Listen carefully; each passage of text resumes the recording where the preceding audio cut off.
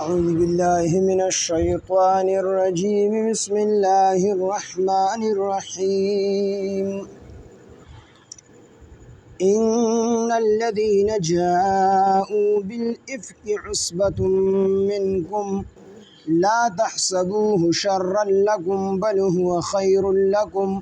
لكل امرئ منهم ما اكتسب من الإثم والذي تولى كبره منه له عذاب عظيم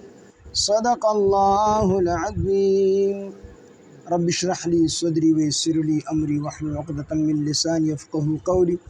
رب زدني علما سبحانك لا علم لنا إلا ما علمتنا إنك أنت العليم الحكيم سورة نور اتلسم سپارہ آیات نمبر 11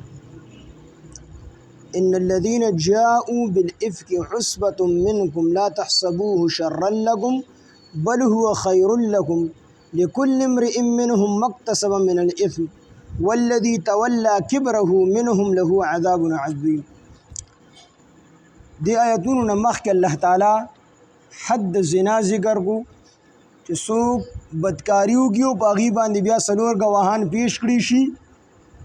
نو پاغي باندې بیا حد زنا جاری کیږي. دا غینه ورستو الله تعالی حد قذف چې کوم دی پیش کو حد قذف چې ورته وي د تهمت چې کومه سزا د اتیا کوړي. اوس دی آیاتونو کې الله تعالی د حضرت عائشہ رضی الله عنها د هغه واقعیا ذکر کړي.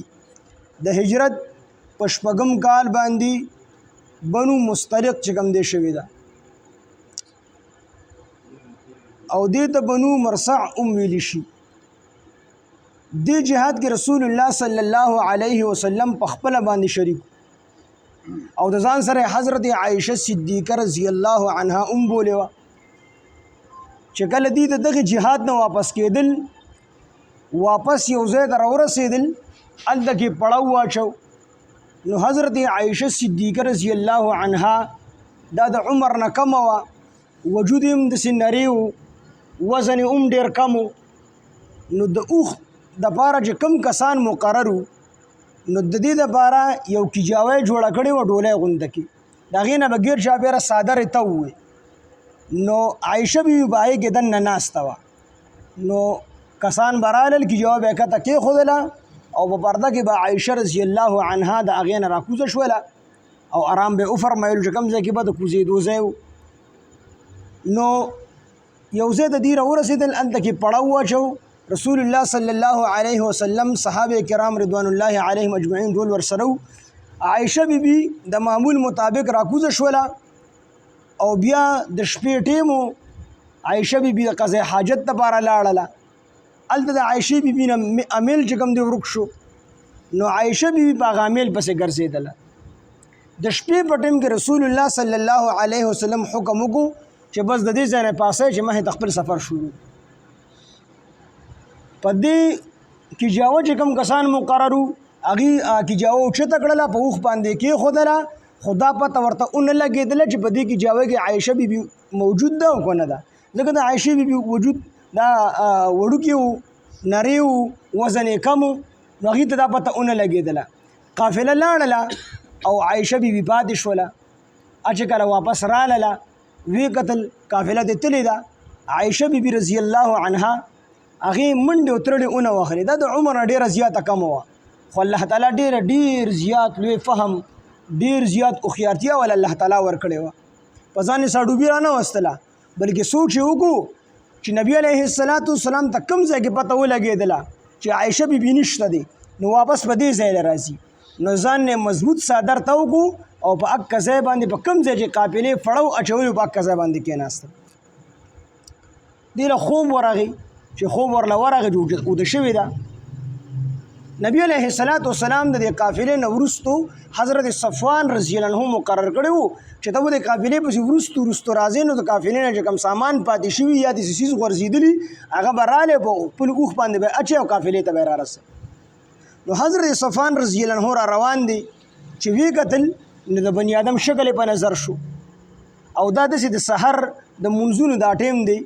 داسې لږه لږه رڼایي لګېدلې ده چې صفوان رضی الله عنه رانږدې شو ویې کتل نو حضرت عایشه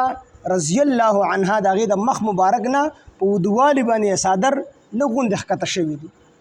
نو حضرت صفوان رضی الله عنه دا وپېژندله چې دا خو زمونږ مور بیبي د حضرت عایشه رضی الله عنها ده. نو ده د هغې په خوا کې انا لله و انا الیه راجعون دی په تیزه باندې ووی. عایشه بیبي چې کله دا واورېدل سترګې وغړېدلې راپاسېده خپل ځان یې په پرده کې انوراز هم په پرده کې وه خو معمولي مخ مبارک یې راښکاره شو. صفوان رضی الله عنه د دې وجې نه پېژندله چې د پردې د حکم د راتلو نه مخکې په وړوکوالي باندې عایشه رضی الله عنها حضرت صفوان رضی الله عنه لیدلې وه. نو دی وپېژندله. نو هغه د خپل اوښ کېنو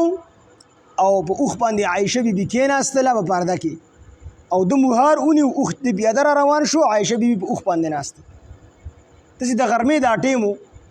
چې رسول الله صلی الله علیه وسلم او صحابو په یو ځای کې پړاو اچولی و دوی ورته راورسېد. په دغه قافله کې عبدالله ابن ابی ابن سلول رئیس المنافقین چې کوم دی دی هم موجود په دغه قافله کې. ده چې ولیدل چې صفوان رضی الله عنها عایشه بیبي په اوښ باندې کېنولې ده او دواړه رالل نو بس ده خو موقع په لاس باندې ورلله. حالانکه حال دا و چې عایشې بیبي او حضرت صفوان رضی الله عنه دواړو په خپل منځ کې د سره خبرې کړي نه دي. بس حضرت صفوان رضی الله عنه صرف دا ویلي انا لله و انا الیه راجعون او په هغې باندې عایشه بیبي راویښه شوله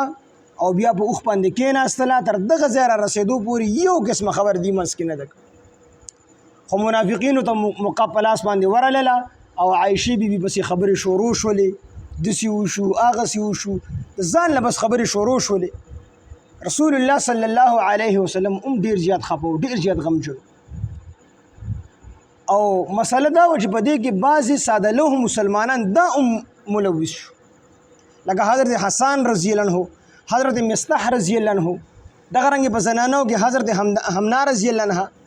دا هم د دې په دې منافقینو په دې چال کې رالاله او د منافقینو دغې ډلې دا خبره مخې ته خورول شروع کړل او دا خبره ورځ تر ورځ چې کوم دی خورېدله.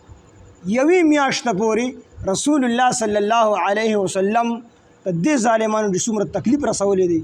دومره تکلیف نبی علیه السلام ته بل چا نه دی رسولی ولې په عزت یې د رسول الله مبارک عمله کړی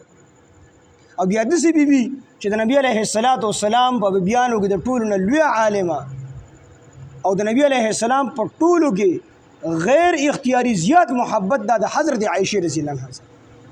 نو نبی علیه السلام ډېر زیات پریشان.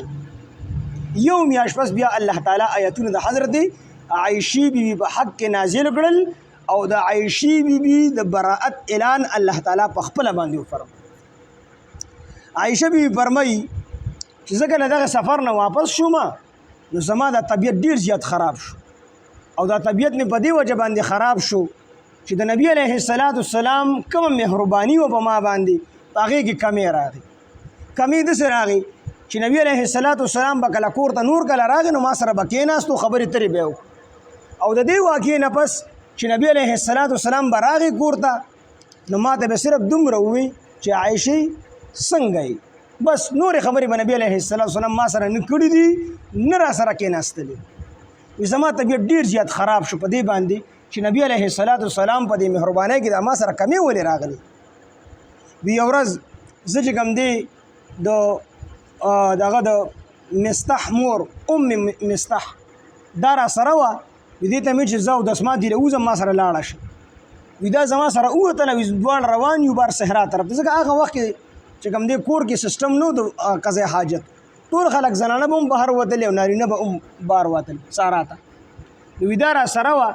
نو وي دا زمانه ما سره را روانه و په پړونو کې اخپاون ختله را پرېوتله. وي چې را پرېوتله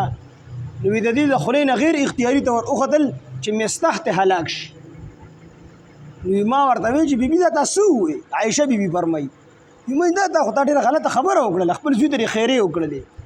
وي ما ته وي زویه بچیه تا ته پته نشته دی چې مصطح ستا په باره کې څه قسمه خبرې خورې کړي دي پته یې کوم قسمه الزامونه لګولي. نور الزام هم مصطح رضی الله عنه لګولې هغه دغه ظالم رئیس المنافقین عبدالله ابن ابی ابن سلول لګولې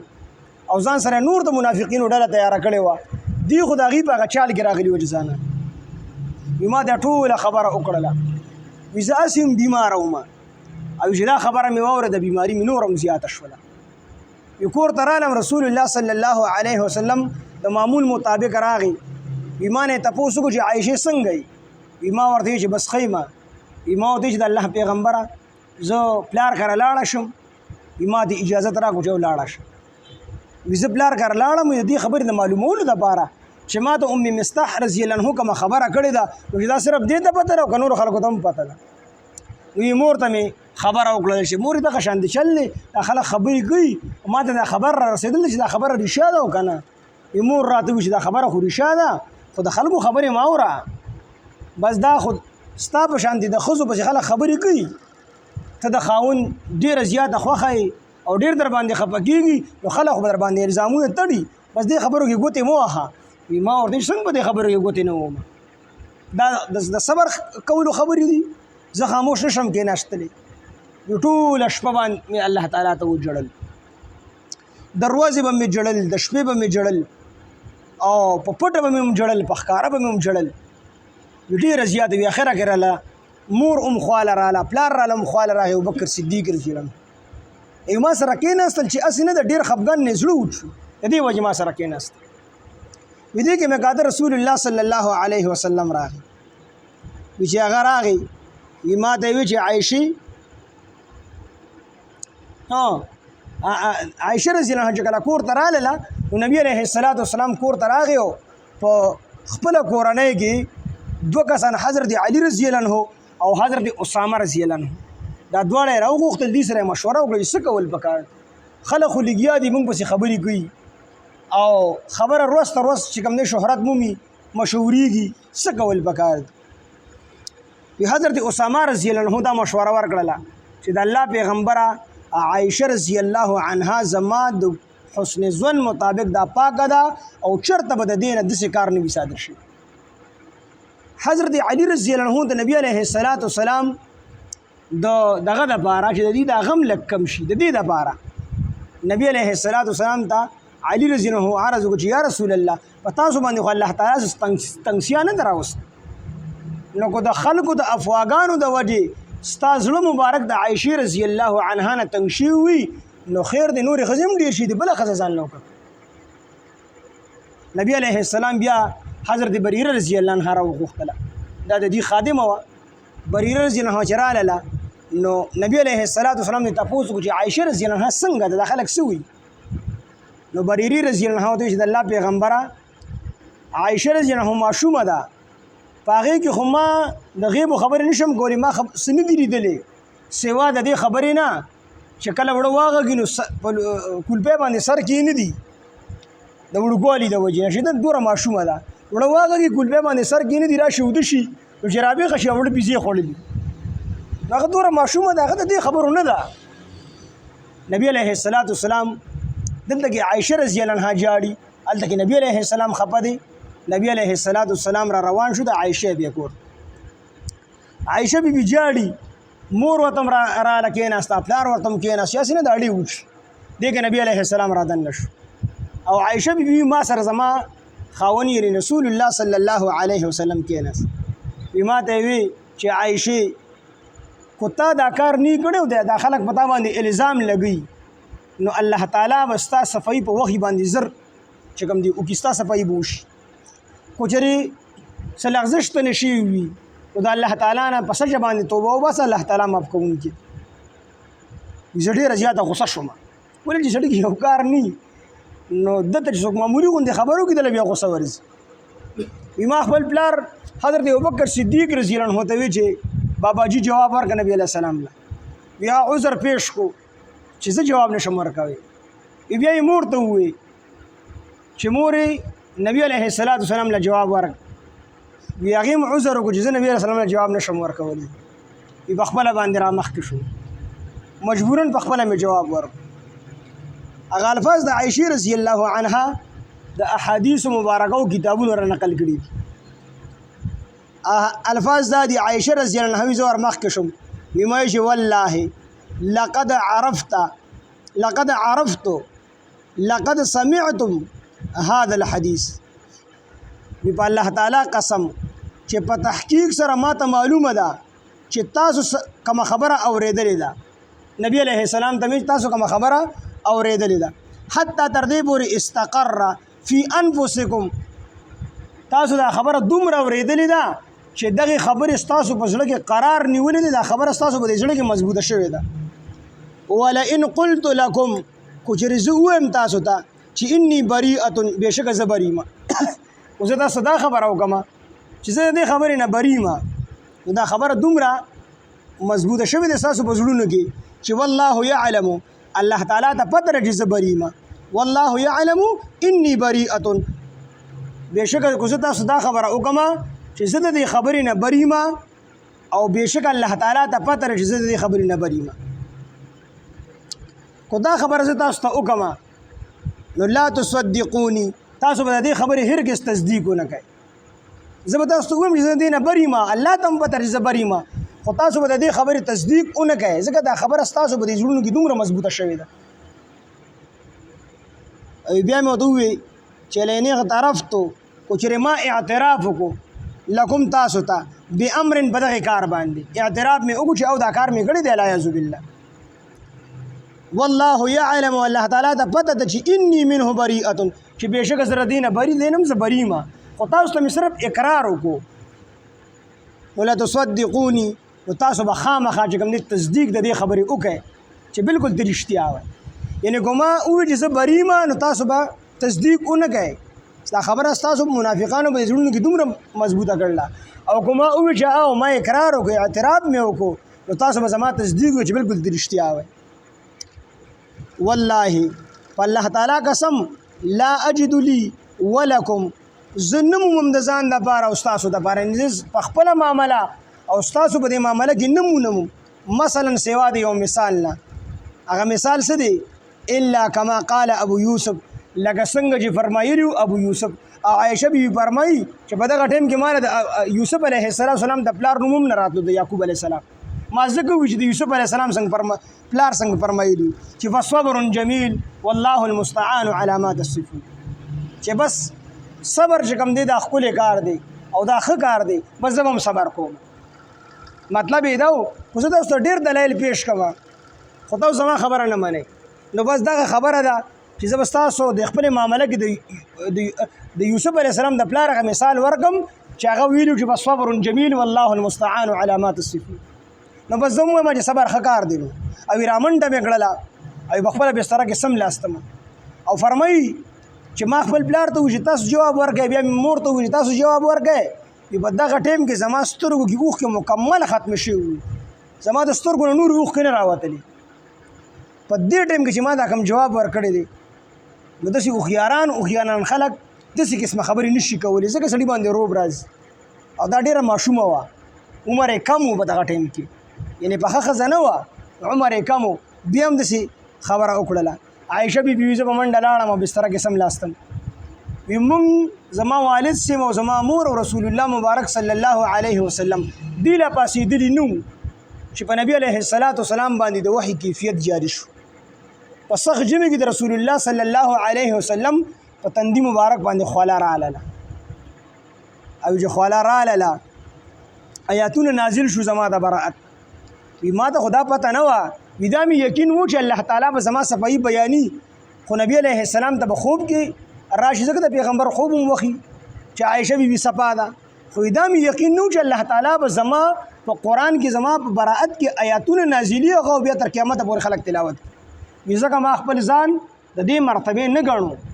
وی الله تعالی زما په حق کې چې کوم دی دا آیاتونه نازل کړي او نبی علیه السلام ما ته آواز وکړو چې ابشری یا عایشه تا دې زیری وي ای عایشه اما الله فقد ابرأک الله تعالی په تحقیق سره ستا د براءت اعلان وکړو چې دا خبره ما واورېدله وی مور راته وی چې پاسه ودرېږه او لاړه چې رسول الله مبارک ته حاضره شه وی ما ورته چې هېڅ چا ته نه حاضرېږم په ما باندې د هېڅ چا احسان نشته دی په ما باندې د یو رب احسان دی او د هغه شکر به ادا کوم چې هغه زما په حق کې آیاتونه نازل کړل نور زه چاته پاسه منه او چاته چې کوم دی دغه نه کوم ما د یو الله تعالی احسان منم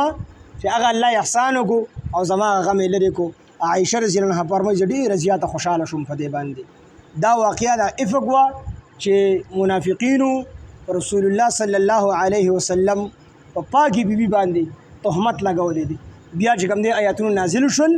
الله تعالی د هغې د براءت مکمل اعلان وکړو او عایشه رضی الله عنها هم خوشحاله شوه او رسول الله صلی الله علیه وسلم هم خوشحاله شو. آیاتونو ترجمه بیا سبا وکړو انشاءالله. اوس ټایم ډېر وشو ملګري تنګ شوي. سبحان الله بحمده سبحانك اللهم بحمدك نشهد ان لا اله الا انت نستغفرك ونتوب اليك. سبحان ربك رب العزة عما يصفون وسلام على المرسلين والحمد لله رب العالمين.